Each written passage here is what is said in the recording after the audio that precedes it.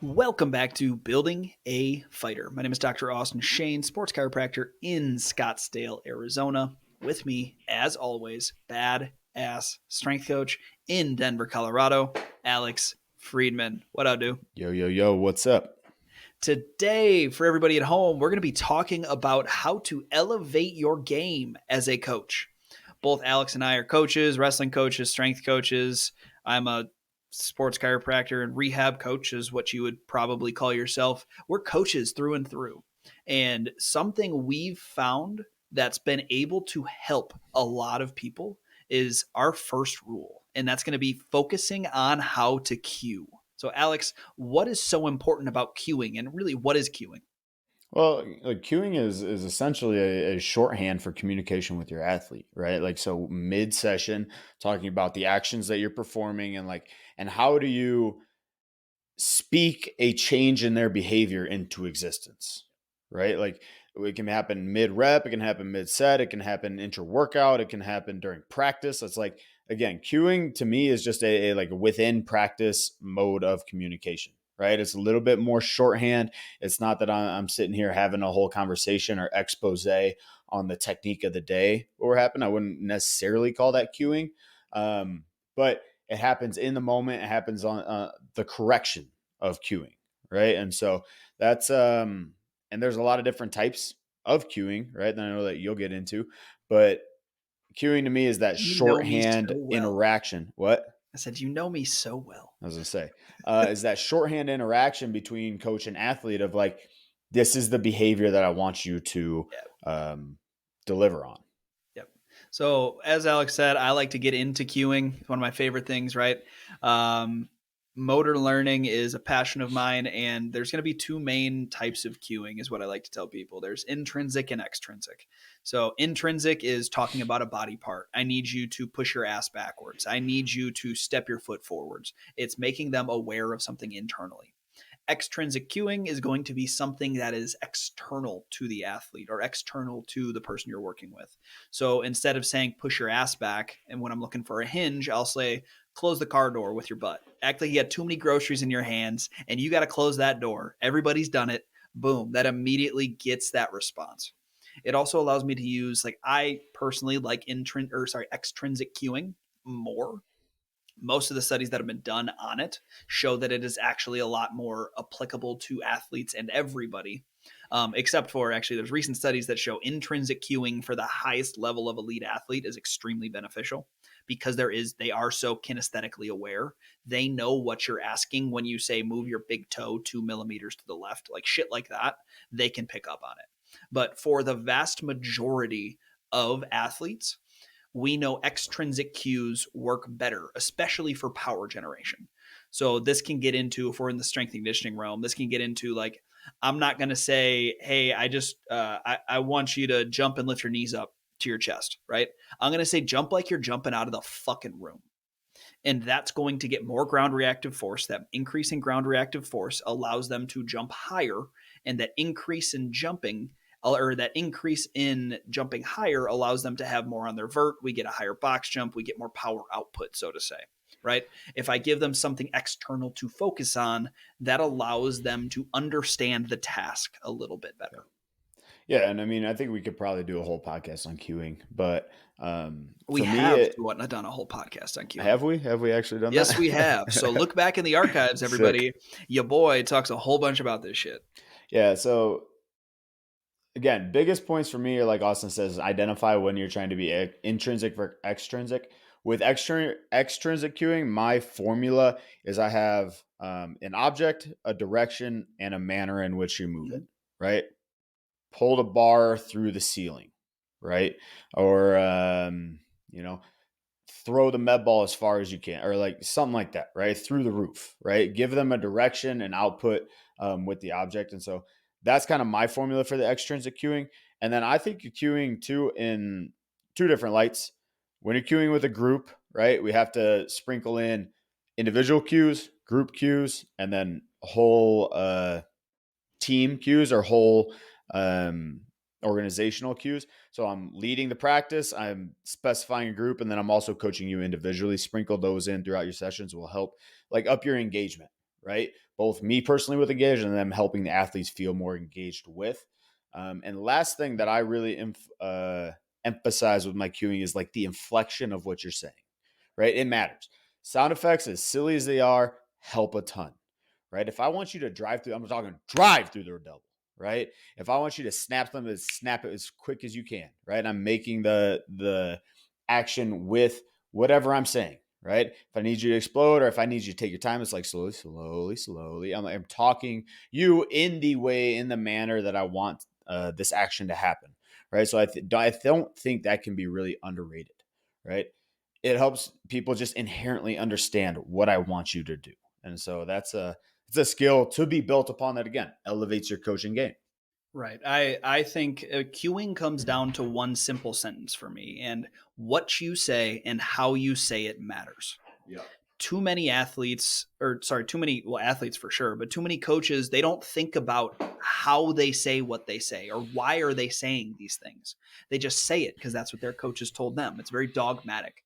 Mm-hmm. But there's studies done on this every single day trying to figure out, like, my buddy Brett, he DNS instructor, they went through, what was it, a musculoskeletal ultrasound. They threw it over the transverse abdominis and all of the different layers of the abdominal wall, and he gave, I believe the study he did was 20 different cues to 40 to 50 different patients to see which cue and what you said elicited the greatest response and bracing strategy. That's how intricate these things are. But a lot of Yeah. coaches don't think what they say and how they say it matters. We need you to start being almost like a tactician with your words. I should be able to cut somebody with my words. That's Mhm. how pointed I am when I'm giving them a cue. Not in a holistically aggressive way, but It depends. in a Hey, helpful way. if they're being a little bitch, I'm going to fucking tell them. But no, like I want to be as tactful as possible with what I'm saying to that athlete so I can get the exact response I want. And that takes extra effort. But that Yeah. extra effort is going to elicit much greater responses and much greater results. And that's what matters. That's what takes you from a good to a great coach. No, I So totally agree. I totally agree. Um, yeah, I'd be interested. One of the further places I'm like investigating with my own queuing is like, I do a little bit of like mid set queuing. Not a lot of people latch onto that, right? When we're lifting weights or I, they're in intra set, I do kinesthetic. yeah, right. So you want to feel this. Yeah, I'm going to touch certain points and stuff like that. That's where intrinsic cues work well. Yeah. And I've been playing around doing that mid wrestling. Like when I'm wrestling somebody and trying to like talk somebody through like a position or a like an option that's available. I'd be interested to see like studies on that. Like when you're involved in the kinesthetic of it, the feeling, right? Because like I try and cue people in wrestling, right? When you're going with them is like that's not there. And like you kind of like push them off of it and then you're giving them an open door. It's like, how much is it like a feel thing? Can I say take the back or can I say like go this way? Right. How much does that help learning is an interesting um, avenue that I've been playing with as I grapple more with the guys. Yeah, without going too far off the hinges on that, because that could be an entire podcast in itself. Mm-hmm. I feel a lot of it comes down to, are you going small picture or big picture? Yeah. I've found that while I'm grappling with somebody, I can give them one or two minor things to fix their games and they get it. But if I Yeah. try to teach a concept while we're going, I have Mm-mm. to break them. I Yeah. have to fucking break, like that shit. That was yesterday, long ass day. Hmm. Yesterday I was wrestling with a guy. I got back into wrestling, dude. Felt so fucking good, but my body's so goddamn sore. I haven't been able to wrestle myself in a while just because of fucking business. But I got back on the mat. I was able to do stuff, and I was working with a kid who decent wrestler, but definitely not a strong wrestler, I wouldn't say. And I was teaching tension relationships. Everybody, when they think about wrestling, they think about power, they think about smash, they think about strength. But how I wrestled was very flowy. It's very being able to understand the ins and the outs and the pressure forward and the pressure backwards. And a lot of people don't think about that when they're quote unquote on defense. When somebody has my leg in the air, depending on where you're at, I might be trying to just score on you. I'm going to put pressure into you and score. And trying to teach that concept yesterday when we were doing snatch singles, I had to break a little bit. I had to pull him off to the side, and it took 10 minutes, but he got it. But if I was Yeah. to do that the entire practice, that would have been a wasted practice for that kid instead of recognizing this needs to be a small break and then we can go immediately back. Right. No, and I think that that's an important thing to realize is like how meaningful is your practice, right? And that's the next kind of point that we're gonna come across of like how to elevate your coaching game is like have different types of practice, have different types of drilling within your types of practice, right? Like these things are completely variable, and there's a whole vocabulary or like a litany of types of drills that you can do for specific purposes in your wrestling, in your MMA, in strength and conditioning is like the textbook for this, right? You have your literal different sessions with different emphases of your exercise order and things like that. Like a lot of that is applicable to your skill work, right? So when we're having different types of practice, Austin, how do you like to break it up? Because I know you have a specific kind of three um, type system or three-tier system. For sure. I like this system for people that are elite at what they do, or trying to be elite. This doesn't work as well for beginners, but I have my actual like competition practices. That's our 10 out of 10. That's our spar day. That's where we're going fucking hard. And then we have our actual technical work, where that's going to be our like less than a 4 out of 10 intensity, but we're flexing our brain and we're trying to get better and get good at certain techniques. That's a learning day. Then we have our tactical sessions. That's going to be in the middle. Think about, like, I like to break it down almost like an energy system, so to say, right? Like our technical day, it's kind of like our LSD running. It's our long, slow distance. We're just trying, we're doing it to become more efficient. Our fucking competition day, that's our sprints. Like that's Yeah. like we're just fucking going. We gotta get through it, and we're trying to win. Yep. And then we have that middle energy system, that little bitch called the lactic system. And it's the shittiest to train, but same thing for tactical work. That's where we get right in the middle, where it's shitty to train. It's relatively high intensity, but we're also trying to learn at that point in time as well. And this is where a lot, in my experience, most athletes don't know how to do the tactical practice well. Yeah. Yeah, we don't spend enough time there, right? Your lactic energy system is the hardest because it's a high intensity with a high duration. Your tactical practice is both technically demanding and competitively demanding, Mm-hmm. right? Like we're trying to refine what are our specific tactics, aka using your technique at the appropriate time to win a certain goal, right? And so I think those are a good match of like kind of the most difficult hybrid of both. And then what I kind of want to talk about with this is what types of drilling can we implement in each different practice style, right? Because I think there's a stark difference between what a technical session should look like and what a competitive session should look like, right? Like we don't need to run this concurrent approach where we do a little bit of everything every time, even though it's a valid approach for like, again, beginners and kind of a generalized setting. But on our technical days, right, what I'm thinking is volume, right? Like I'm thinking how many reps can we get at this, single leg takedown, at this whatever skill we're working.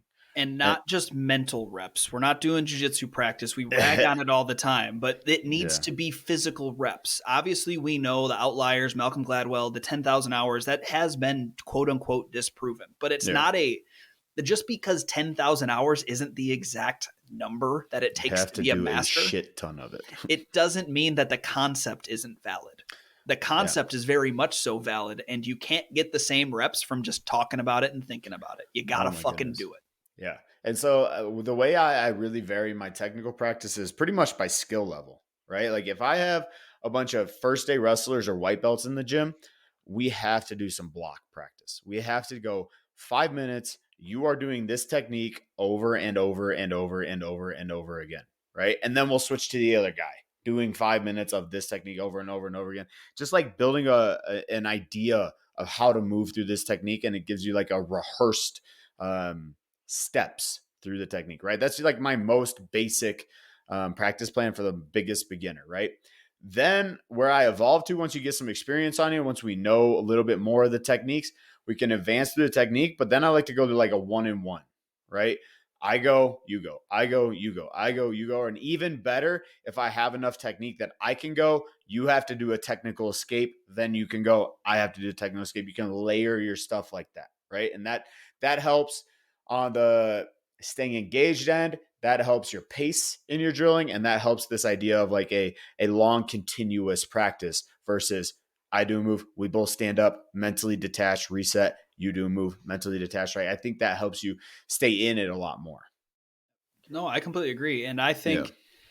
I think that doing that actual like technical stand up is so underrated.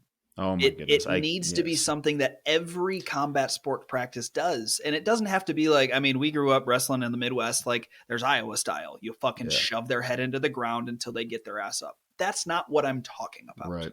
about. There's a difference between being a dick and then giving good pressure. I think giving them enough pressure for them to have to solve a challenge, which is just finding out how to stand up from this certain situation, Yeah. allows them to solve that challenge, stay engaged, and then they're going to be more involved as they take their shot. And then they're going to try to give you a challenge. It's just physical chess back and Yeah. forth. But when we're doing it in that drilling setting, we start to get the cardiovascular and the actual muscular as well benefits of doing that. No, I love it. Absolutely. And this is something I didn't even actually realize that I did. We were trying to get our high schoolers to understand this concept of like 1-on-1 drilling, and you never stop wrestling. You are constantly doing some sort of wrestling maneuver. There's no like stand up, walk back to the middle circle and go, right? That's, nonsense.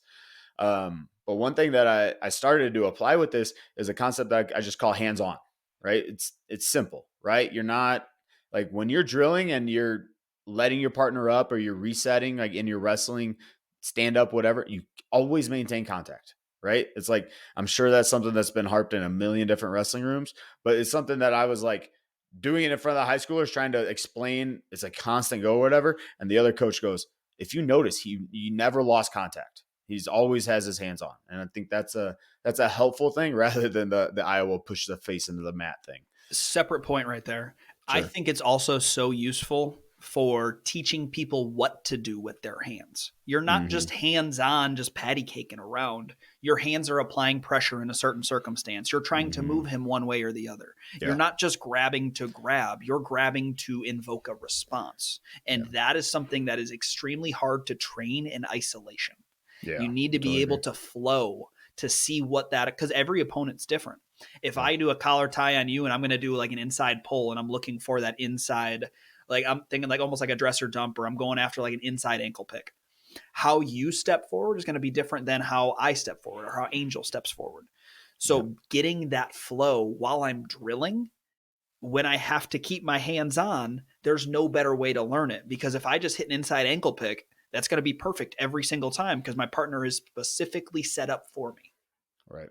No, and I think that opens the door to the last and I think most advanced way that I would run a technical practice or this kind of like LSD idea is like your play wrestling, Yep. right? Like you are just like put 30 minutes on the clock, just fucking wrestle, right? And nobody's trying to win the go. We're not putting high resistance on each other. We're continuously moving and flowing, right? I love that. I think that's some of the most high level wrestling practice you can get in.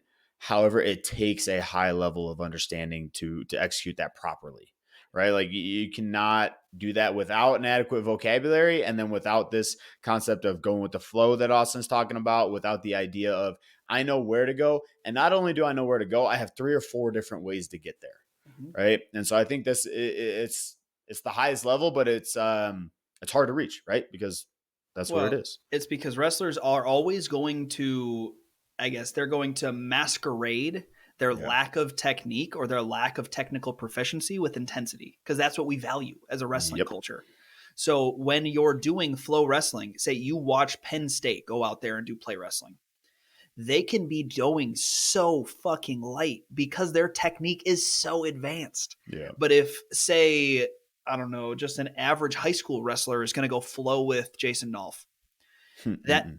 average high school Jason can just be flowing, but that average high school wrestler is going to try to turn up the intensity faster and faster and faster because they don't have the technical proficiency to keep up. So Yeah. that's where this concept falls apart if you're not working with somebody at a relatively high level, because they're always going to try to replace that lack of technique with an increase in intensity, because in their mind that's how they win.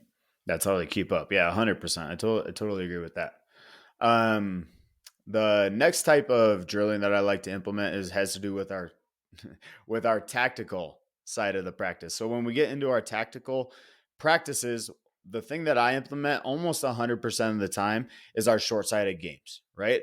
Live goes with a specific goal to get or to win, right? It's like you only get a point if you can do a snatch single. You only win if you corral somebody onto the wall and you find a clinch. You only win if you get the takedown from this starting position, right? Our tactical practices, I think, are really well complemented with this short-sighted go mentality, right? Because you can super focus in on what my tactic is within this X scenario, right? And I think it's really worthwhile breaking those apart and giving the specific situational live goes, because we're gonna find ourselves in that situation, right?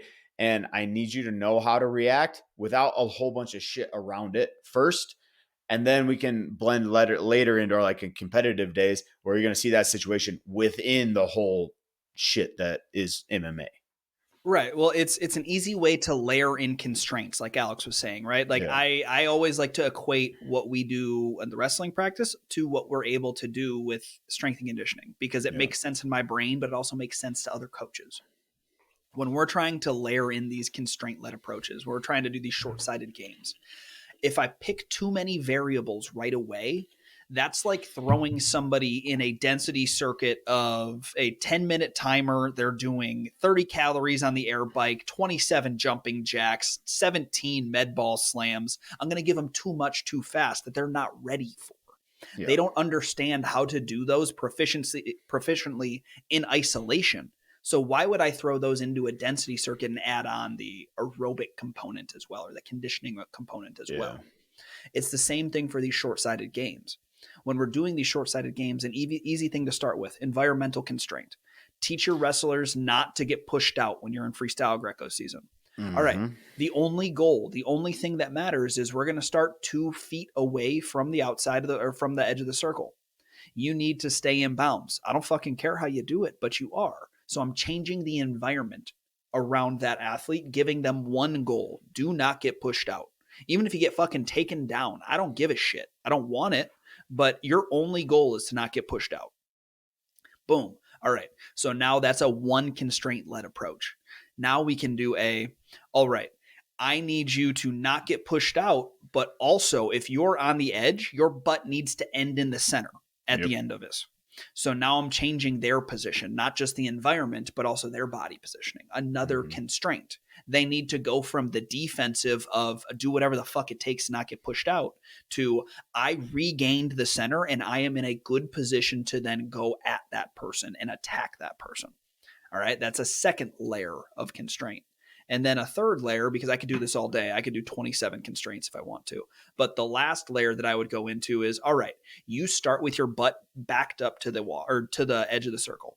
I need you to not get pushed out, but I also need you to finish with a 4-point move. So they went from the only way they're getting a 4-point move, most likely, is to get their butt back to the center. I don't even need to say that. They know they have to get there. They have to get off of the edge of the mat. And then now they have the added constraint of I don't just want a takedown. We're down by 3. I need Yep. a fucking 4. Whether that's a throw, whether that's a high amplitude takedown through a double leg, whether I'm going to do a big trip with a single leg. Again, I'm not telling them the shot to take. I'm telling them the goal I want from them. And Yep. we layered in these constraints. But if I started with I need you to get your butt off the cage or get your butt away from the edge of the mat. I need you to circle into the middle of the mat, and I need you to finish with a 4-point move. 99% of wrestlers aren't going to understand in their head what their Yeah. pathways are going to get them to that goal that I'm Yep. asking. Oh yeah. It's gonna be hot garbage, and they're gonna be trying a lot of shit right out the gate. Mm-hmm. But no, I think this is how you build in reactions, right? This is how you build in situational awareness and then reactions to your situations, right? Like when we get our back up to the cage, there's words that we use for that, and then there's a specific reaction we want the fighter to have when we get in that position, right? We build that through our situational goes live, right? Add the constraints, build that model.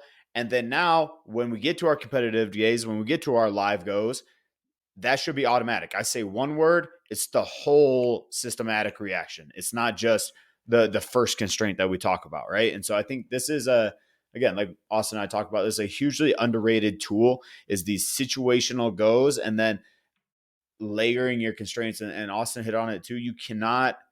Um, you cannot find an end with your constraints. You can always add more, change the constraint, get a different lesson out of it, right? One of my favorite ones that I do with my high schoolers all the time is wrestle without your hands, right? You are gonna learn how to control your body weight. You have to, right? Or You you're learn gonna face plant. really good how to use your head for head and hand defense. If you don't got it's hands, now it's head defense. it's so silly, bro. But again, constraint, right? Constraint is no hands. The lesson is keep your center of gravity under control, Mhm. right? And like so, um, there's an infinite avenue of expanding through that. But you can have fun with it and add that to your tactical days. The last one that I'll talk about is our competitive days, right? Our days where we're just going red light, like sparring day, competition day, right? Days that we're just like sending it. Let me see what you got. Um, Show me what you got. it's pretty straightforward as far as like drills you're going to select, right? You're going live. But I think one important thing is you can vary what you choose to emphasize when you go live, right? I can talk about we're only striking today. We're only wrestling today. Okay. We're going live, but it's a capacity today. So I need you to get 8 5-minute rounds in or something similar. Or you're peaking for your fight. I need 2 rounds, but they need to be fucking pristine, right? And so, or they need to execute the game plan. So, I think having an emphasis and being able to communicate with your athlete on what that emphasis is will just make it all the more meaningful, right? Because instead of just, hey, try your hardest, it's like, no, this is the actual goal that we're working for in your phase of training right now. Yes, it's a red light day. I need you to fucking go and just win. But this is also what we're after. No, this is where actually I pull a lot of level one, what we were talking about queuing, or level one, the first rule to elevate coaching in. I'm going to use words like dominate. I'm going to use Yeah. words like I say kill. Like Yeah. I use very harsh words because I want a harsh response. I want you to step into that cage. If you're doing 2 5-minute rounds and you're on sparring day and it's a Friday spar, small gloves, like everybody's got pads on, you're there to win. Fuck the game plan. You'll get it in between rounds. Yeah. You're there to win that round because you have to flex that competitive muscle. It's the same thing that can be said like on like absolute capacity. Again, bring it back to strength and conditioning. There's a difference between functional capacity, that's going to be our technical days. How much weight can you lift with very good form? And absolute capacity. Even if your back looks like a dog taking a shit, how much can you fucking deadlift? And you get those in those competition days, right? You get those Mm-hmm. in our testing days. You get those in if an athlete does go and do some sort of weightlifting competition, not necessarily a combat athlete. But there's not as many competition days in the actual weight room, but they should still be there. Some days you got to feel like a fucking savage. And that's what those days are for. It's to flex your savagery, to Yeah. feel good about what you're doing and tap into that fucking beast mode that everybody has, but not everybody knows how to express. Yeah. Totally agree. You have to be able to unleash the beast. Unleash the beast. Was that an Monster. Under Armour thing back in Now the it's day? monster. Well, it Monster might it unleash. might have been Under Armour back in the day, but do you remember the monster with the eye on it, the little Yeah, yeah, bottle? yeah. Yeah, Oh it yeah. says "Unleash the Beast." Dope. Dope. Got to find ways to fit that in. And luckily in MMA, it happens weekly. So Exactly, and a lot of all it good. comes down to communication, which is our third point There it is. that we're going to be talking The about. And segue, the ever elusive, I thought it was beautiful smooth as segue. fuck. Communication is one of the leading, I guess, areas that coaches can get better at. Because I'm going to tell you, most coaches suck at this and Hell yeah. across the board, and not just skill coaches. Strength coaches suck at it. Rehab coaches and therapists suck at it. Sports psychs, they're actually probably the only ones that are decent at it. The Dietitians suck at it, right? It's everybody in the performance pentagon. This is an area that we can get better at, and that is communication with a purpose. yeah. Yeah, communicating with your athlete, communicating with your peers, communicating with your people across the paradigm, and not just like information, right? It's not just, hey, Yeah. X athlete has practice at this time, Yeah. right? It's just like, okay, this athlete looked like this. I think it might because that. What do you guys think? Right? Like the next level of not only am I like communicating, but I'm engaging and I actually want to solve a problem with this, right? Like you're all high performers, right? It's nothing new to us. We're communicating not just to say, hey, I sent the text, right? Unless you're bad at communication. I'm communicating to get something done, to have a productive output from my athlete, from this interaction, from my plan moving forward. So I think that communication has to be with a little bit of like a purpose, right? Hmm. Just like No, anything you do. it's people joke like, so I'm not always the most approachable, and it's because I'm not good at small talk. I'm not there for Mhm. small talk, right? And I can do it if I need to. I mean, everybody that has their own business and relies on it's a service business, you have to be able to small talk a little bit. But I don't want to waste words. I only get so many words in my life. And that sounds fucking dumb, but that's how I feel. It's a lot for you, Austin. I don't know what you're talking about. So not like his small talk. Like, yeah, small talk's a lot for me. But like I don't want to waste what I'm saying. Everything I'm saying should have a purpose. That's why I love podcasting. I'm not just on here bullshitting without. I mean, sometimes we do, but even our fucking freestyles, we're doing it for a purpose. We're trying to help the audience in some way, shape, or form, or even help ourselves. Half the time I do this podcast, we just talk about topics so I can get better. But either way, I'm doing my communication for a purpose. Is it to help the person in front of me? Great purpose. Is it to help myself? That's also a great purpose. Sounds selfish, but great purpose. Mm-hmm. Is it to help the team? There's always some sort of reason why I'm trying to communicate, not just to check the box. Because if you're just trying to check a box and say, "Hey, I texted him today. I don't know. He didn't get back to me. Oh, I sent the text at 11:59 at night, already sleeping." Yeah, That's right. not good. That's not good enough. That's not communication. That is negligence, honestly. Yeah, that's talking, right? And like I think communication is interesting, right? And like a text message is a good analogy for this, right? It's not just what's said that's important, it's what's heard that is more important, right? Like, I mean, you can get down the whole communication meta, however, down the rabbit hole you want to get with that.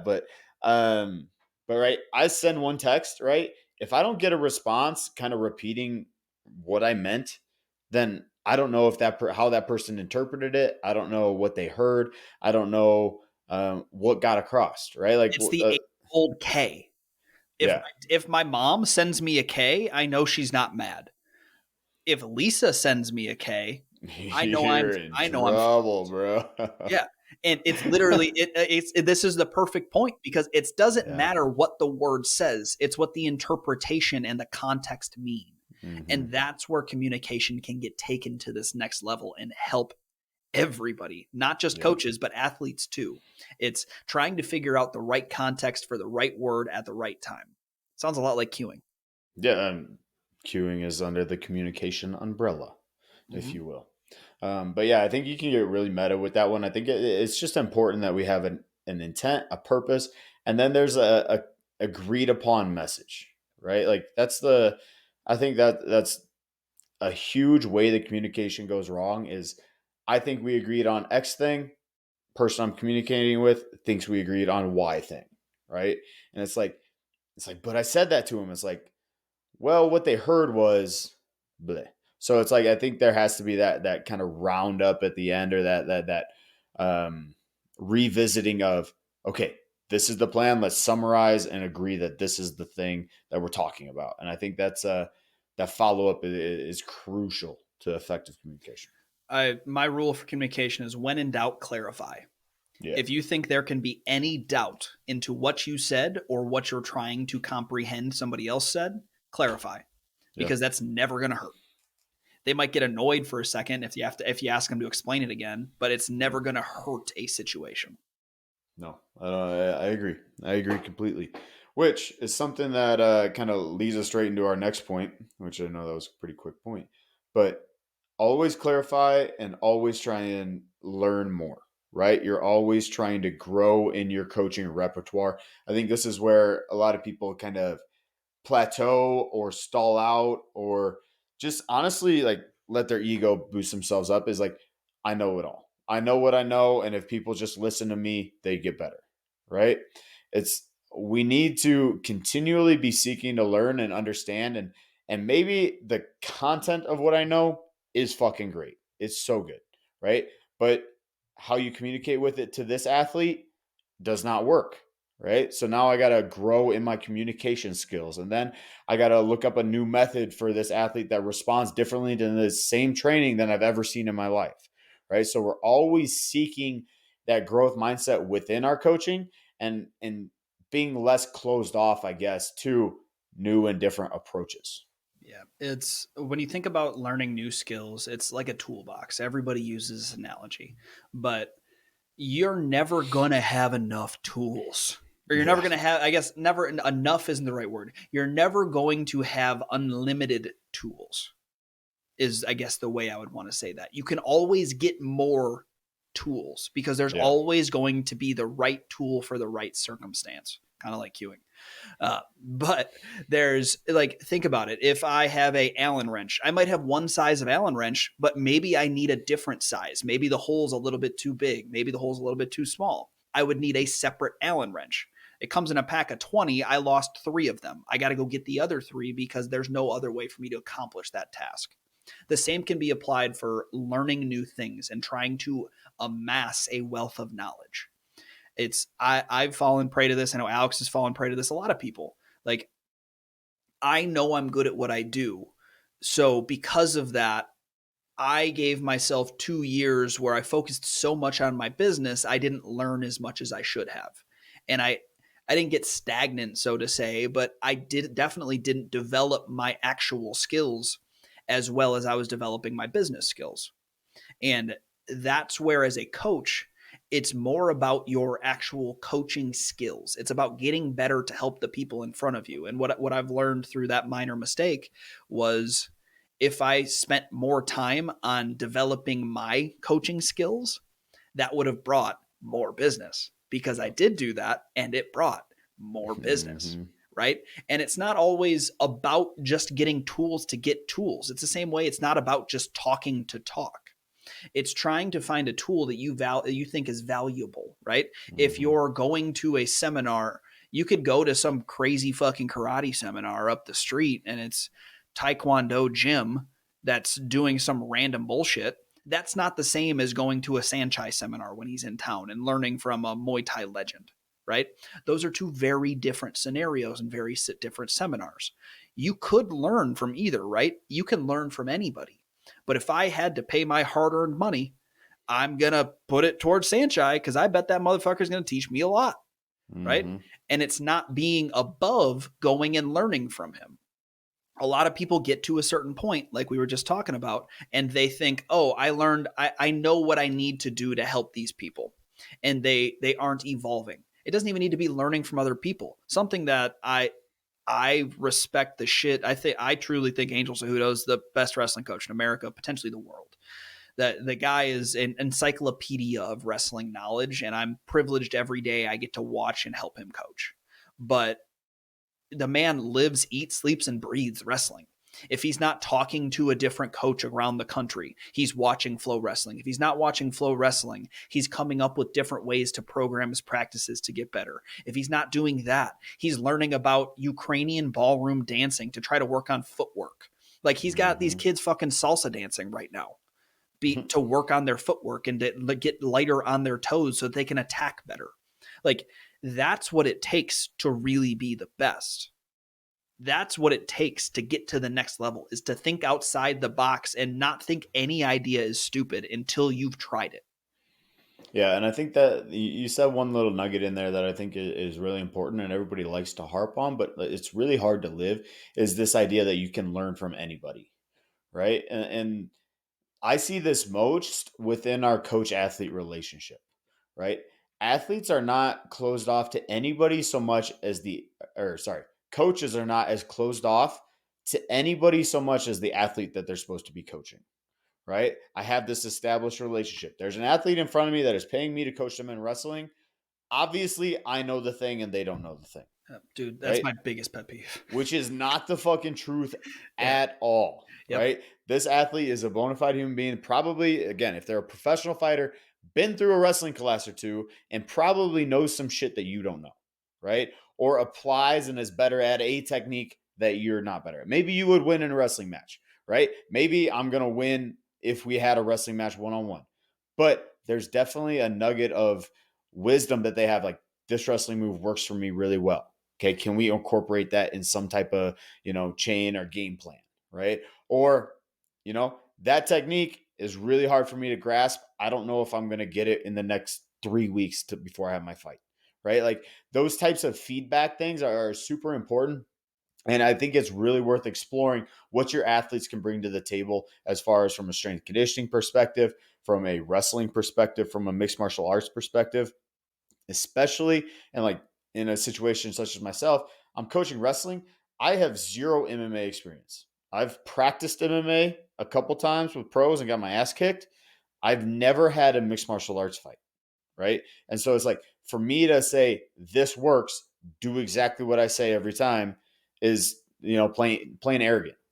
And so I think this idea of you can learn from anybody, and maybe you learn the lesson of, I'm never going to do that thing again, right? And that's a bona fide lesson too. That's a So I good think lesson to learn. right, being open to your athletes giving feedback, or um, creating a technique or a session with you, is huge to me, right? And it's not a one directional communication or relationship. Well, it is a relationship. The relationship has to have 2 points, right? And Yeah. and that's like an easy example for me in my practice is like me and Tommy Gunn. Like we work really well together.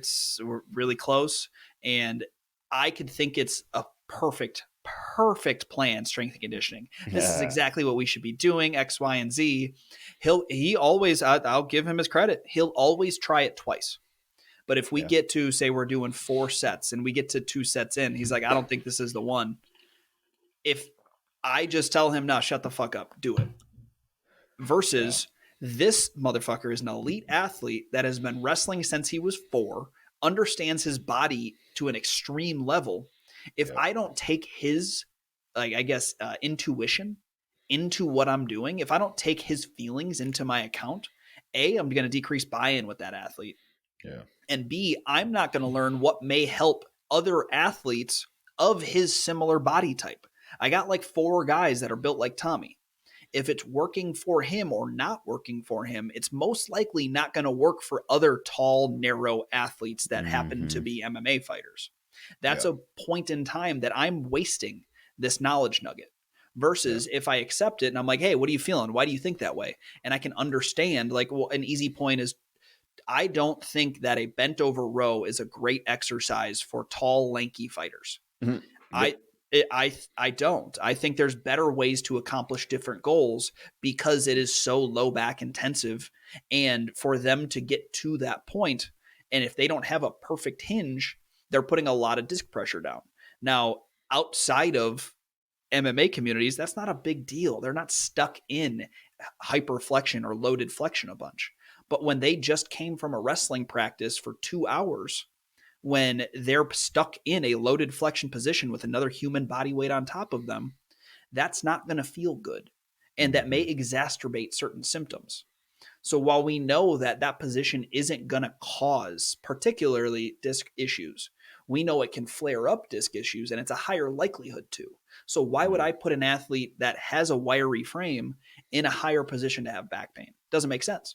Right. And I wouldn't No. have learned that if he didn't tell me that. I tried to get him to do fucking bent over rows for a month and a half, and he's like, "No, it doesn't feel it. No, it doesn't feel it." And I finally, and I thought it was like he's He's just doing being it a. wrong. I thought he. Well, yeah. I tried to fix everything about the form. I tried to fix everything, and I finally said, like, why isn't this working? I can't get it to click.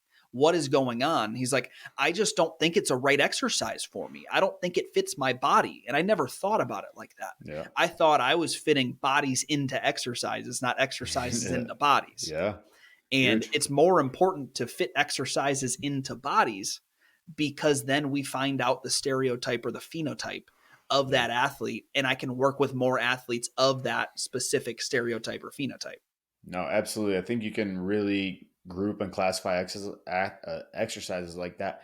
And it's also like a really subtle point of like, the person in front of you is an expert on their body, right? And not in a sense of they know that their right ankle is less stable than their left or blah, blah, blah. They know and can feel what is going to hurt them, Mhm. right? Like I've had so many athletes that are like, all right, we got back squat on the plan today. They'll do one set and they'll be like, it's not worth it. I'm not doing it. Not today, fam. Right. And then literally athletes will come look at me like, I'm not doing that today. And I'm like, well, okay, here's an alternate route we're gonna go down. Um, but no, it's really important to listen to your athletes because I've even thought about it like myself. Like I wouldn't like be opposed to getting a personal trainer for myself, right? And am I gonna tell them what to do? No. And am I gonna tell them that back squat is not for me? Yes. Like it's those like silly little things that your athlete knows. They can feel it, right? If I want them to feel maximum power expression, that might not happen in a vertical jump with our Mhm. MMA fighters. Okay. Some of that might happen throwing a med ball, right? And that's a better absolute output exercise than, a vertical jump, even though a vertical jump is your like more standard or typical power output measure. Right. Right. Well, And so, a yeah. lot of that comes down to being able to read the room Yes. as a Yes. Yes. coach, Yes. right? And that's going to be our last point. It's understanding how that athlete is feeling in front of you or how that team is feeling in front of you, being able to read the room and being able to adapt on the fly if something isn't working. Yeah. No, I totally agree. I think that's one of the highest levels of coaching that there is, right? Like you write your plan in pencil, Mhm. right? Because you can read and see how your athletes are responding. Maybe maybe it's an energy deficit thing. Maybe they've got fucked up at practice yesterday. Maybe they just aren't getting what you're saying, right? That's something that's happened to me repetitively. And like younger in my coach career is like, oh shit, we got to power through it. I'm going to explain it again and again and again. And like nowadays, it's like, all right, what something's wrong with that. I need to figure it out later. Let's use this time productively. Right. And so we'll change and shift. In a one-on-one scenario, right? Being adaptable to coach the person in front of you rather than push my own agenda of here's what I think is right. Like I see coaches doing that all the time is like, and I was a victim of it too. It's like, this movement system is the best. You will learn this movement system because it's important to me, right? As a coach, which I think is a huge fallacy that coaches fall into. Dude, so I've said it on here a lot. I love DNS, dynamic neuromuscular stabilization. That's the lens I look through for a lot of movement. You know what I don't do a lot of with athletes because they don't have a lot of time? DNS correctives for the entire beginning of a workout. Yeah. I'm not going to, I give them the easy ones. I'm not going to sit there and do DNS 3 month prone where I'm trying to get them to upright themselves and I'm poking in different spots and all these. I don't have the time for that. I got to Mm-hmm. be able to read the room. And a lot of these athletes, if they're not injured, they don't care about that. When they're injured, it's crazy how much people care about the minutia of what's going on. Yep. But when they're there to accomplish a goal, in their head, they start to think, why the fuck am I doing this little baby exercise? That don't make no sense. Why is this taking so long when I should be doing something else? Yep. Right? It comes down to being able to see what's going on in that athlete or in that team's eyes in front of you, pick up on the trend and adapt and correct course accordingly because you can get lost. Like Yeah, you can get 100%. No, lost and completely lose a room in a matter of 4 to 5 minutes. yeah, just completely missed the bullseye. I see this a lot actually when like camp hits, right? Specifically with MMA fighters. Like fighters get into camp and they think, all right, I'm gonna redline everything. It's fucking go time. Right? And then some coaches think, all right, we're gonna fine tune everything. Now we need to really specify and like, you know, whatever, right? Teach a proper bear crawl, right? It's like, okay, I'm just starting camp. Teaching how to stabilize through a bear crawl and breathe properly is maybe not the best idea, right? We're at a place where we're going output based, not input based. We're going extrinsic cueing, not intrinsic cueing, right? So it's like it's a communication thing for sure, right? Sometimes athletes are like, I'm on a short notice list. I need to be ready to fucking go. Okay, well, then we're going to keep you ready to go. I'm going to do that through my exercise selection. I'm going to do that through my demeanor. I'm going to do that through my communication with you, right? That's one of the biggest things is like, we're doing this exercise because you might be in a short notice fight situation and I need you to stay powerful. It's not the focus of the day, but this is why we're doing it, right? Like communicating and relating that why based on how your athlete is responding in front of you is so huge. I've had so many athletes come in and it's like, well, fuck, I guess we need to change the plan. And they're like, no, I'm fine. What are you talking about? Change the plan. Like, I was like, dude, I just watched you like mope through your warm up and limp on the way in here. Right. Like, I need to change the plan because of this. Right. Well, an easy way to get better at reading the room is actually having intro and exit questionnaires for your Yeah. athletes. Big time. It's something that isn't used a whole bunch, and I'm still working on the validity and how to implement it with teams. Part of our Building a Fighter app is going to have forms and questionnaires, and that may be a good way to do it. But with that, like asking the athlete just a quick regular questionnaire of how are you feeling today? What's your body feel like? What sleep did you get? What'd you eat before you got here? And then at the end, how hard was that practice on a 0 to 10 scale? How's your body feel after that practice? Do you feel stimulated or do you feel annihilated? All of these different things allow you to pinpoint, because like I had to take empathy classes at Cairo school, like not the greatest at being able to read a room at all points in time. That's a Um, hilarious statement, by the like, way. I mean, it wasn't just me. It wasn't No, it was just me. absolutely just you. It We was, had empathy classes. guys, we're gonna pretend like everybody needs this, but really it's for Austin. No, like there were classes that taught you how to be empathetic instead of Oh sympathetic, or god. different ways to handle patients. But one of the ways that you can get better at this, but like for me, if I don't know how to do that intuitively, your boy's going to find a way to figure it the fuck out, because I'm not going to accept that I'm just not good at that. I'm going to figure out a way to be good at that because that's how I'm Mhm. built. Well, I'm built. The best way for me to do that is to ask them more questions. If I can ask more questions and get their honest feedback, then I can start to pick up on trends. I think of things more in like a trend setting as opposed to a feeling setting. That's just how my brain operates. And if I can pick up on a trend of, oh, their face looks like this, they think like this, they act like this, and their intro said they didn't get a lot of sleep and they didn't eat anything before the session, I know I immediately need to dial back their volume for what they're doing. Mhm. It allows me to kind of cheat the system, where if I don't have the interpersonal skills, obviously you want to still work on it, right? I work all the time on my interpersonal skills because that's always an area I can get better at. But the best way to kill two birds with one stone is to use your analytical brain to help you with your interpersonal skills. And that's what these questionnaires do.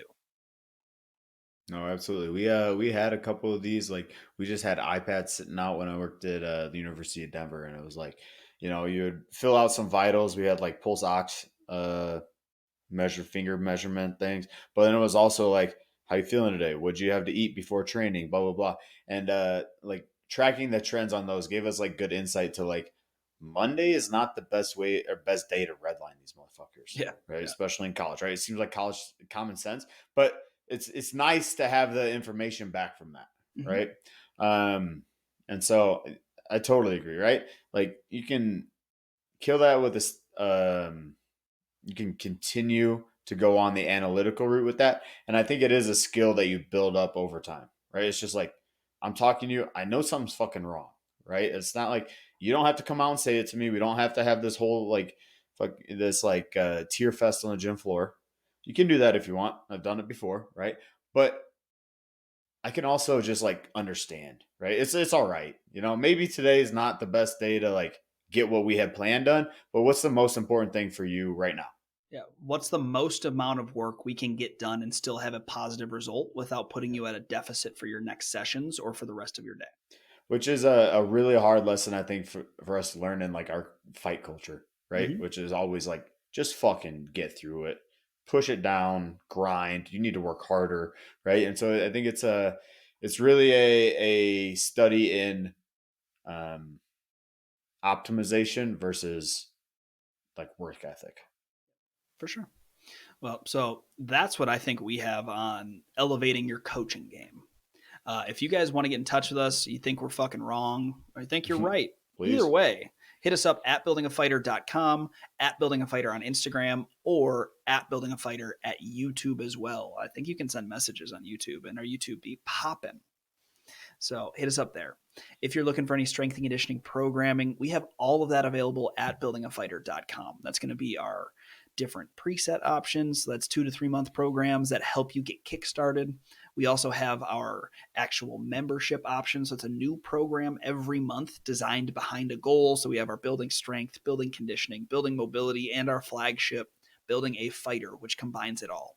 And then our top end option is going to be our custom program built for you, for the gym you have access to, and allowing you to accomplish the specific goals that you have in your day to day life or in your combat sports journey.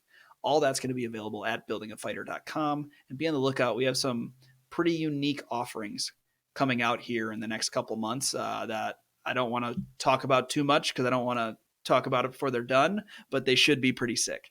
So take a look at those. They should be on the website in about a couple months. So as always, Dr. Austin Shane, Alex Friedman. and we are out.